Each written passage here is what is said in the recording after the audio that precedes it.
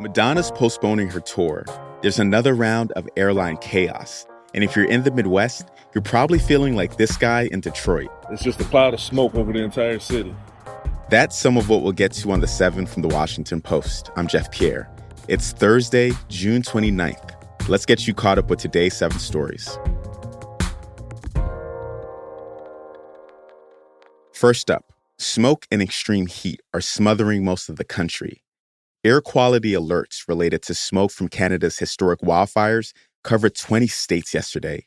Detroit, Chicago, and Minneapolis had some of the worst air quality in the world. On top of that, dangerous temperatures are hitting Texas and other southern states. And in the West, California is bracing for its first major heat wave of the year. Climate change helps shape extreme weather events like these, and they're likely to get worse in the years to come.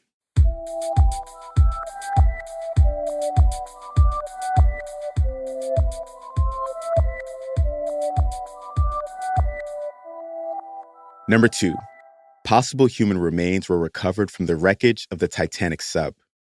The submersible imploded on a trip to the Titanic shipwreck last week, killing 5 people, and parts of the wreckage were pulled from the North Atlantic yesterday. A medical team will analyze the remains, and the Coast Guard will comb through the wreckage to determine what caused the sub's implosion. Experts say that the debris could tell investigators vital information, including where the Titan's material failed and how the sub was put together. The vessel had an experimental carbon fiber design that raised concerns years before the implosion. The findings could prompt more regulatory oversight of the submersible industry.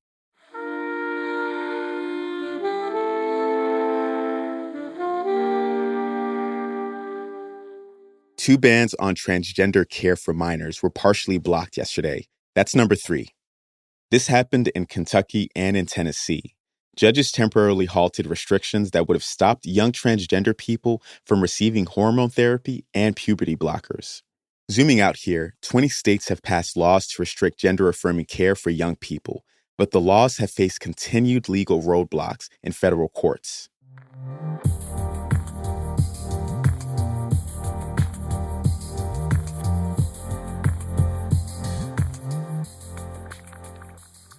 Number 4, United Airlines suffered a 4th day of heavy flight cancellations. United had canceled more than 560 flights as of yesterday evening, and since Saturday, it's canceled more than 2,300, including almost 800 just on Tuesday. This started because of storms in the New York area. Those caused setbacks at Newark Airport. That's a major United hub, and the airline hasn't been able to recover from it. It's especially bad timing because we're approaching July 4th. The disruptions could continue ahead of the holiday weekend.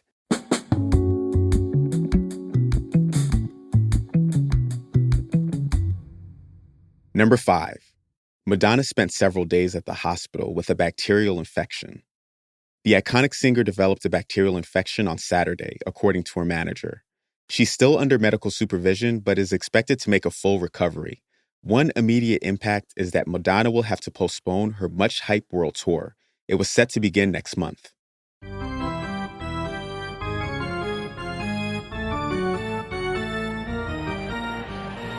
Number 6. Grounded to third. Donaldson has it. There it is. Perfection for Domingo Germán. Last night, the New York Yankees pitcher, Domingo Germán, threw MLB's first perfect game in 11 years. That means Germán didn't allow the Oakland A's to get on base at all. The Yankees won 11-0, and Germán only needed 99 pitches to get all 27 outs. And as you can probably tell from that call, this was a special moment because perfect games are rare. This was only the 24th in MLB history and the first since 2012.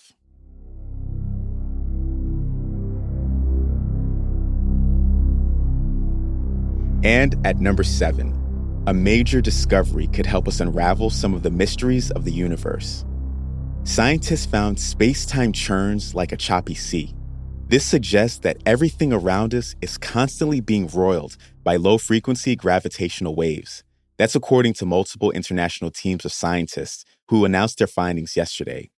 It's exciting because the discovery seems to affirm an astounding implication of Albert Einstein's general theory of relativity that, until now, has been far too subtle to detect.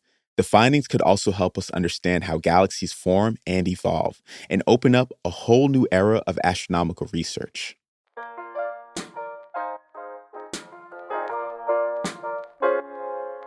You're all caught up for today.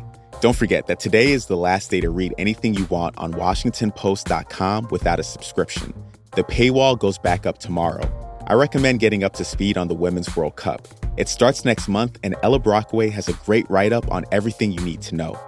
And if you love the Washington Post and this podcast, I'd really encourage you to become a subscriber. That's what makes it possible for us to bring you this show every morning. You can check out our latest deals at WashingtonPost.com/subscribe. I'm Jeff Pierre, and I will meet you back here tomorrow.